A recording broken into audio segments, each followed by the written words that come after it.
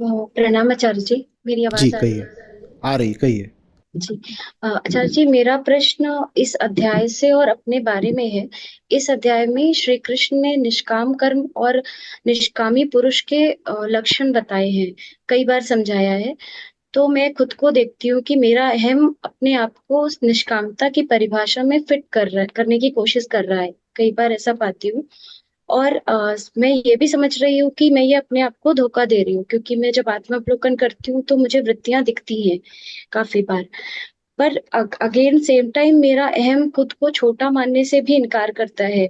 उसको उसका तर्क ये होता है कि अगर मैंने खुद को छोटा माना या झुन्नू माना तो, और कृष्ण को बहुत बड़ा, तो फिर मैं कृष्ण से बहुत दूर हो जाऊंगी और अपनी जिम्मेदारियां पूरी तरह से नहीं निभाऊंगी जो मुझे मुक्त करने के लिए मुझे करना है। इसलिए मैं इस हीन भावना को, मतलब मुझे ऐसा लगता है कि ये मैं हीन भावना में जाऊंगी। इसलिए मैं ये एक्सेप्ट नहीं कर पाती। तो मैं अपने आप को इस लूप से कैसे निकालूं? कृपया मार्गदर्शन करें। प्यार थोड़ा सच्चा रखिए ना। प्यार सच्चा रहे। हाँ। हीरा चाहिए, हीरे से अगर प्यार है तो पत्थर को आप हीरा बोल के अपने पास थोड़ी रखोगे। आप ये थोड़ी कहोगे कि मैंने पत्थर को पत्थर मान लिया तो हीरा मुझसे दूर हो जाएगा। हीरा तो आपसे दूर है ही, आप पत्थर को हीरा मान करके अपने पास रख रहे हो। प्रेम सच्चा होगा तो पत्थर को उठा के फेंक दोगे। आप कह रहे हो कि आप अगर अपने आप को छोटा मान लेते हो तो आपको लगता है कि कृष्ण बहुत ऊपर है, मैं बहुत नीचे हूं, तो कृष्ण से दूरी हो गई। यही कहा ना आपने? जी जी। हाँ। तो अभी आप अपने आप को छोटा मानने को तैयार नहीं हो, और साथ ही साथ आपको यह भी लग रहा है कि कृष्ण से दूरी कम है। जी। ठीक है। तो हो आप अभी छोटे ही, और यह भी आपने तय कर रखा है कि कृष्ण से दूरी कम है। आप छोटे हो और कृष्ण से दूरी कम है, इसका मतलब कौन से कृष्ण आपके पास हैं? जो मैंने मान रखा है। कितने बड़े कृष्ण आपने पकड़ लिए? छोटे, मेरे जितने। तो पत्थर पकड़ लिया ना। असली कृष्ण की जगह कृष्ण की कोई छवि, कृष्ण की कोई कहानी आपने पकड़ ली है, और उसमें आपको लग रहा है कि कृष्ण तो मेरे बहुत पास हैं। देखिए हमने क्या करा है। हमने अपने सब अवतारों को, महापुरुषों को, आदर्शों को बिल्कुल अपने जैसा बना दिया कहानियों में, ताकि हमें यह कहने को हो जाए कि देखो, हमें ऊपर उठने की कोई ज़रूरत ही नहीं है, हमारे अवतार हमारे ही जैसे तो थे, तो हम तो पहले ही ठीक हैं। मैं किसी से कहता हूं कि ये जो पूरी मिल्क इंडस्ट्री है, दुग्ध उद्योग पूरा, इसमें हिंसा है, शोषण है, गौर से देखो, तथ्यों को समझो, तो कहते हैं कि देखो, कृष्ण भगवान भी तो दूध मक्खन खाते थे। ये हमने क्या करा? जो हमारी आदत है वही हमने अपने अवतारों के ऊपर डाल दी, ताकि हमें सुधरना ना पड़े, ताकि हमें सुधरना ना पड़े। हम जो कुछ करते हैं, हमने अपनी सारी कहानियां बिल्कुल वैसे ही बना दी हैं। हमने अपने सब महानों को बिल्कुल अपना वैसे ही चित्रित कर दिया जैसे हम हैं, ताकि हमें बेहतर ना होना पड़े। और हम कह पाए महान भी तो हमारे ही जैसे होते हैं, तो हम बेहतर क्यों हों?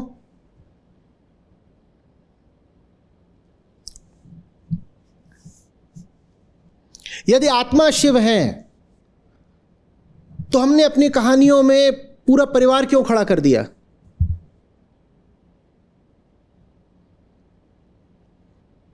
क्यों कर दिया?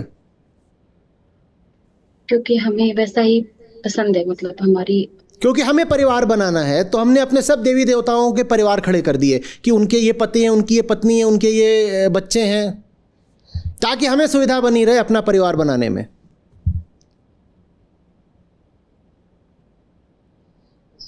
अभी हफ्ते 10 दिन पहले ही तो किन्हीं बहन का बड़ा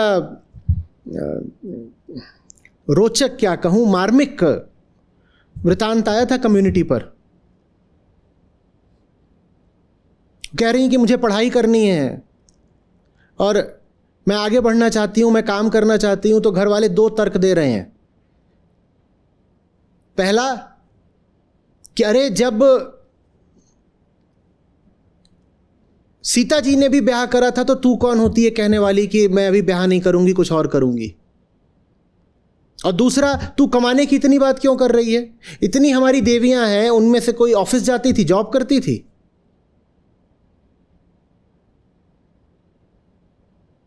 हमने क्या करा? हम जैसा होना चाहते हैं वैसे ही हमने अपनी कथाएं रच ली, और उन कथाओं के माध्यम से हम स्वयं को सांत्वना दे देते हैं कि हमें बदलने की, बेहतर होने की कोई जरूरत ही नहीं है।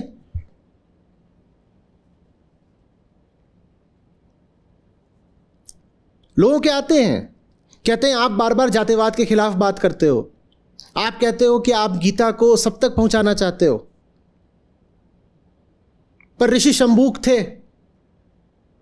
और वो शूद्र थे और वो साधना तपस्या कर रहे थे, सत्य तक, मुक्ति तक पहुंचना चाहते थे, तो श्री राम ने उनका गला काट दिया। तो क्या श्री राम गलत थे? तुम जातिवादी हो, इसीलिए तुमने अपने महापुरुषों के ऊपर भी जातिवादी कहानियां डाल दी। बात समझ में आ रही है? हमें जो जो करना है हम अपने महापुरुषों से वो करवा देते हैं कहानियों में, और फिर कहते हैं देखो महापुरुषों ने करा था इसलिए हम कर रहे हैं। महापुरुषों ने करा था इसलिए तुम कर रहे हो, या तुम करना चाहते हो इसलिए तुमने अपनी कहानियों में डाल दिया है? सच सच बताना। तो हमने कृष्ण को भी खूब छोटा बना दिया और उनसे वो सब काम करवा दिए जो हम करते हैं, और उसी का नतीजा ये हुआ कि आज जब मैं गीता सब तक ले जाना चाहता हूं तो लोग कहते हैं अरे हम ऐसे कृष्ण की गीता क्यों पढ़ें जो लड़कियों के कपड़े चुरा कर भागता था।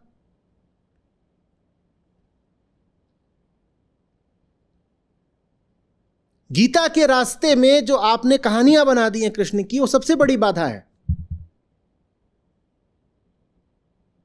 और लोग हंसते हैं जो गीता नहीं समझते, जो कृष्ण को नहीं समझते। विदेश के लोग हैं, वो खूब हंसते हैं। वो कहते हैं कि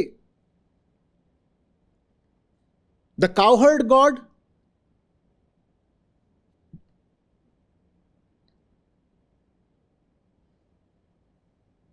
वो यही सब तो करते हैं।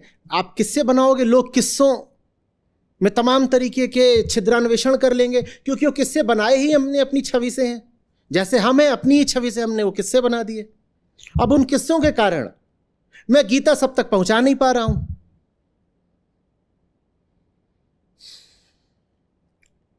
लोग कहते हैं हमें उस कृष्ण की नहीं सुननी जिसने कर्ण के साथ छल करा, हमें नहीं गीता पढ़नी क्योंकि कृष्ण ने कर्ण को छल से मरवाया, भीष्म को, द्रोण को। कहते हमें नहीं सुननी है कृष्ण की।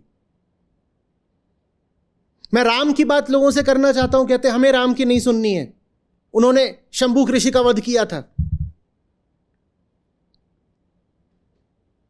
हम सब महापुरुषों को बहुत छोटा बना देते हैं। मैं लोगों तक कैसे जाऊं?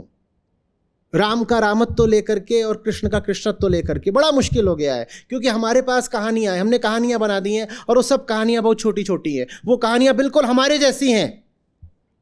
हम परिवारी तो हमारे आदर्श परिवारी, हम लंपट तो हमने अपने देवताओं के चरित्र में भी तमाम लंपट तरीके के तत्व डाल दिए हैं। क्यों डाल दिए? ताकि हमें कोई सुधरने को बोले तो हम कहें अरे हमें सुधरने की क्या जरूरत है, हमारे देवता जब नहीं सुधर पाए आज तक तो हम क्यों सुधरें।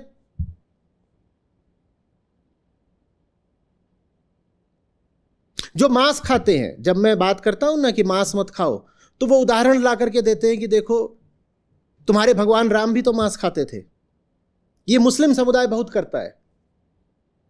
उन्हें वैसे राम और कृष्ण में कोई रुचि हो ना हो, पर जैसे ही मैं कहता हूं भाई ये बकरीद और ये मांस और ये बंद करो, सब धर्म नहीं है मांसाहार, तो वो उदाहरण डाला के देने लगते हैं कि देखो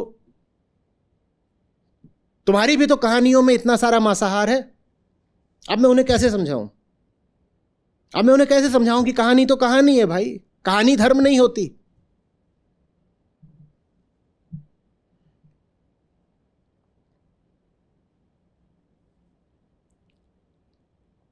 हम ऊपर नहीं उठना चाहते तो ऊपर की चीज को अपने तल पर नीचे गिरा लेते हैं। ये कैसी साजिश है? गीता के कृष्ण आसमान हैं, हम आसमान तक उठना नहीं चाहते, तो हम धरती पर ही एक कहानियों का कृष्ण निर्मित कर लेते हैं। हम कहते हैं आसमान वाला गीता वाला कृष्ण हमें चाहिए ही नहीं, हमारे लिए धरती का जो कृष्ण है कहानियों वाला ये पर्याप्त है। यही कारण है कि भारत गीता से कुछ नहीं सीख पाया। गीता जैसा सर्वोच्च ग्रंथ हमारे पास था, फिर भी हमारी दुर्गति होती रही। क्यों होती रही? क्योंकि हमने एक छोटे से कृष्ण बना लिए और अपने आंचल में रख लिए। वरना भारत ने अगर गीता समझी होती तो भारत उस पराभव में कभी ना पड़ता जिसमें आज हम उसको देख रहे हैं। आप साजिश समझ रहे हो ना। हम ये तो कह नहीं सकते कि साहब कृष्ण से हमें कोई लेना देना नहीं, तो हम एक कुटिल रास्ता निकालते हैं। जो अनंत है, जो आकाश है, उसको हम बिल्कुल सीमित, क्षुद्र, लघु, छोटा बना करके अपने पास उतार लेते हैं और कहते हैं ये रहे मेरे राम, ये रहे मेरे कृष्ण। और जो मेरे राम और मेरे कृष्ण हमने बना लिए हैं वो बिल्कुल हमारे ही जैसे हैं। तो हमें सांत्वना मिल जाती है कि हमें बढ़ने की, सुधरने की, उठने की कोई जरूरत नहीं है, क्योंकि हमारे अवतार भी सब हमारे ही तो जैसे हैं। जब वो नहीं उठे तो हम काहे को उठे? ये हमारा तर्क रहता है। मैं बात करना चाहता हूं चौथे राम की। राम ब्रह्म परमार्थ रूपा। मैं दलित भाइयों तक वो बात पहुंचा ही नहीं पाता, क्योंकि राम शब्द कहते ही उनको जातिवाद के कई उल्लेख याद आ जाते हैं जो कहानियों में हैं।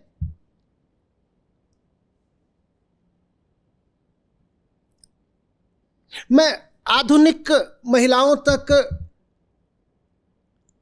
राम का ब्रह्म रूप लेके जाना चाहता हूं, मैं जा ही नहीं पाता, क्योंकि वो कहती हैं कि कहानी में तो सीता को वनवास दिया ना, सीता की क्या गलती थी कि एक गर्भिणी औरत को जंगल भिजवा दिया? तो हम ऐसे राम से कुछ नहीं सीखेंगे। आधुनिक लड़कियां, महिलाएं खूब बोलती हैं ये, हमें नहीं सीखना। अब मैं कबीर के राम को कैसे उनके पास ले जा पाऊं? वो राम जो सत्य स्वरूप हैं, ब्रह्म स्वरूप हैं, आत्म स्वरूप हैं, वो जो चौथा राम है, मैं कैसे उनके पास ले जा पाऊं? क्योंकि कहानी में राम नारी के शोषक जैसे प्रतीत होते हैं। उस कहानी की वजह से मेरे जैसों की आफत आ जाती है। ना मैं कृष्ण को जन समुदाय तक ले जा पाता हूं, ना मैं राम को ले जा पाता हूं, क्योंकि बीच में कहानी फंसी हुई है।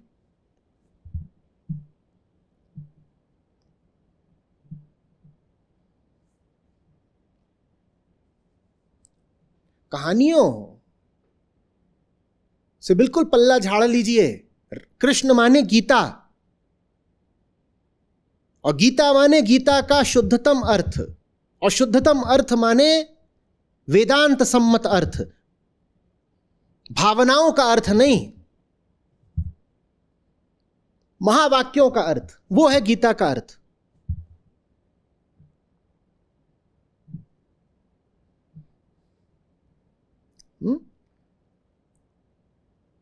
उनको नीचे मत लाइए, खुद ऊपर उठिए। और खुद ऊपर उठने के लिए सबसे पहले आपको स्वीकार करना पड़ेगा कि आप नीचे हैं जमीन पर। जो ये नहीं मानने को तैयार है कि अभी वो पृथ्वी पर ही रेंग रहा है, मिट्टी में ही रेंग रहा है, उसकी आकाश में उठने की सारी संभावना समाप्त हो जाती है। अगर मैं मानूं ही नहीं कि अभी तो मैं कीचड़ में लौट रहा हूं, तो मेरी सफाई कैसे होगी?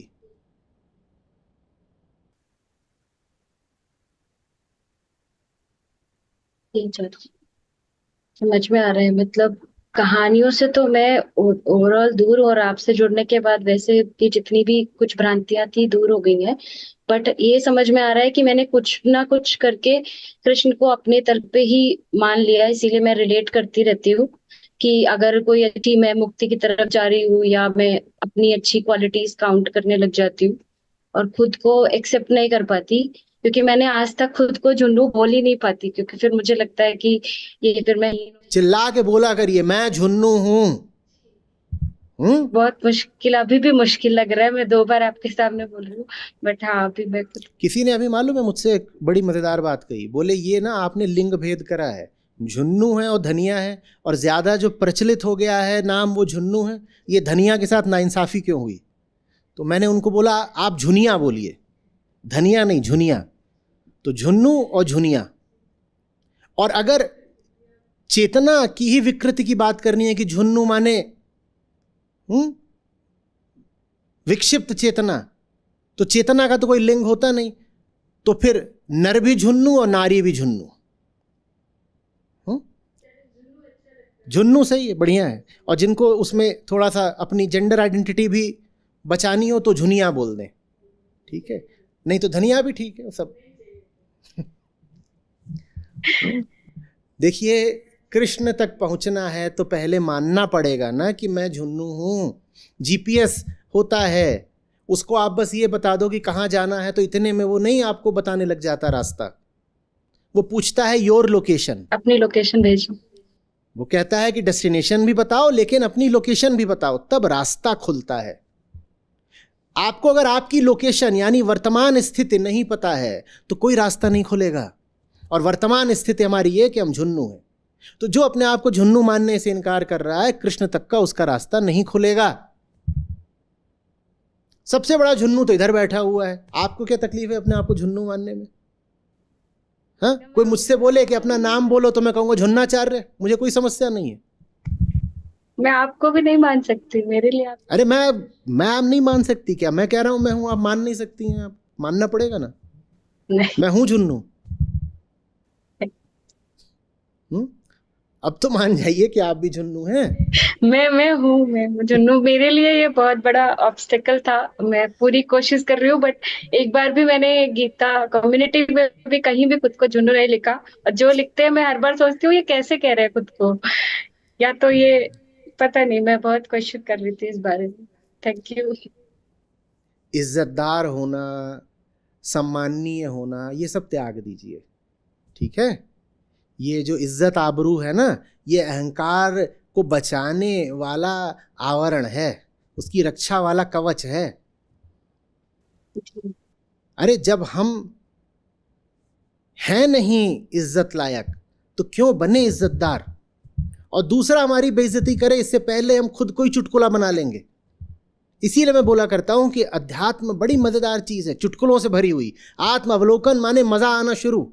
आत्म अवलोकन माने भीतर फुलझड़ी फूटने लगी, एक के बाद एक बम चल रहे हैं, अनार, चकरी, फुलझड़ी, सब भीतर देखोगे तो क्या पाओगे? मूर्खताएं, और एक से एक रोचक मूर्खताएं। मजा आएगा बहुत। दूसरों पे कब हंसते हो? जितनी मूर्खता देती थी उतना दुख होता था खुद पे। दुख की कोई बात ही नहीं है। देखती हूँ तो मुझे अपने पे दुख ही होता है बहुत ज्यादा। सारे चुटकुलों में मूर्खता ही तो होती है ना। आप कोई चुटकुला उठाते हो उसमें क्या होता है? किसी की मूर्खता होती है। जी। संता बनता के आप चुटकुले लेते हो, आप व्हाट्सएप पे भेजते रहते हो, इतने आते रहते हैं कि बनता आया संता के पास और बहुत हंस रहा था, बहुत हंस रहा था। और कपड़े उसके सारे फटे हुए हैं, मुंह पे थप्पड़ों के निशान, हंसे ही जा रहा है बनता। तो संता ने पूछा इतना क्यों हंस रहा है बनता? बनता बोला कम से कम 10 लोगों को बेवकूफ बना के आ रहा हूं। बनता बोला कम से कम 10 लोगों को बेवकूफ बना के आ रहा हूं। संता बोला कैसे? बोले वो मुझे संता समझ के पीट रहे थे। 10 को बेवकूफ बनाया है, 10 को। ऐसे ही तो हम हैं ना। जब तक हम देखेंगे नहीं हम कितने मूर्ख हैं, कृष्ण तक जाने का रास्ता कैसे खुलेगा?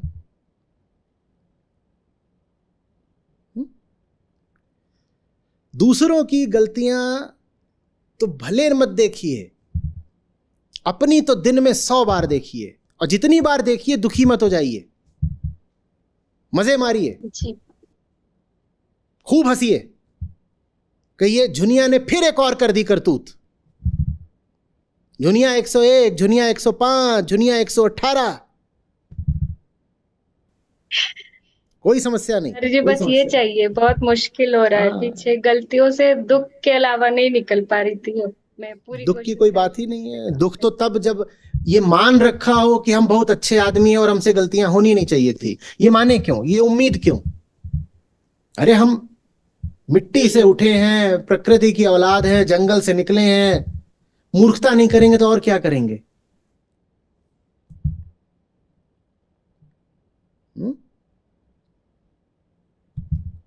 चलिए, थैंक यू।